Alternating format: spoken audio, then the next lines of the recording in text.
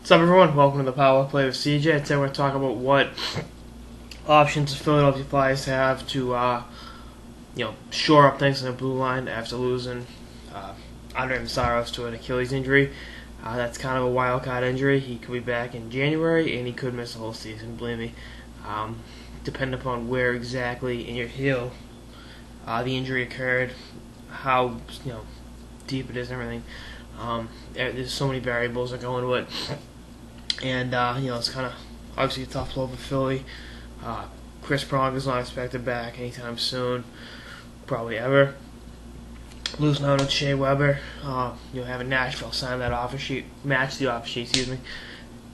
And, having, all due respect, kind of a subpar blue line. I mean, Timonen, Coburn, and then, Shen, Grossman, Lilia, Gervais. I mean, there's so many gaping holes. You're looking at Meszaros, who averaged, over 20.5 minutes of ice time. And, what do you do to fill up those minutes? He only had 25 points last year, so he defines, the jack of all trades. Pretty good at everything, but doesn't excel one part of, playing defense.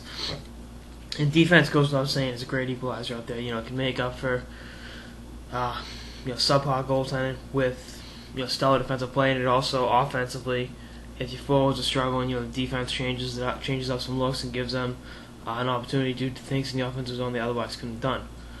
But looking at what do you go out in the market and trade for? Do you go out and try to get Bouwmeester? Absolutely not. I think that would be stupid. He's got no trade clause anyway. I don't see him waving to go to Philly. I think logically, if you can work out a deal for Dan Boyle centered around Matt Reed, you got enough forwards as it is. You need a defenseman. You lose a little bit defensively with Boyle, a little bit older, but he's still got to help you. He can definitely help you out in the power play, even at his age. I think he's 36, and it's something you got to look at. Do you bring back Pavel Kabina? Absolutely not. I had nothing to do with that. I love Pavel, got some great style, but not exactly fit the bill. Kolyakovo's injury prone. He's still on the market. Roosevelt, you take a look at him. Yaroslav Spacek, another older guy. Chris Campoli, lots of motion, no production out of him. But it's a tough draw. Between Bourdon and Gustafsson, can one of those kids be something next year? I don't know. I'm not totally sold either one. I like the fact Gustafsson had a plus 12 in 30 games, so that's something to look at. But it's a tough draw. Like I said, actually I was working on my Flyers preview. I'm going to hold up on that until a move's made here, or lack of a move. I can see I giving you a little spoiler alert. Brizgal's going to have a solid year next year. I think he's made the mental adjustment to playing in a market like Philly, where he's going to definitely be able to play the level we saw. The first night of the season against the Bruins, he was spectacular. He stole the show that night on Stanley Cup banner night, and his play really tailed off from there.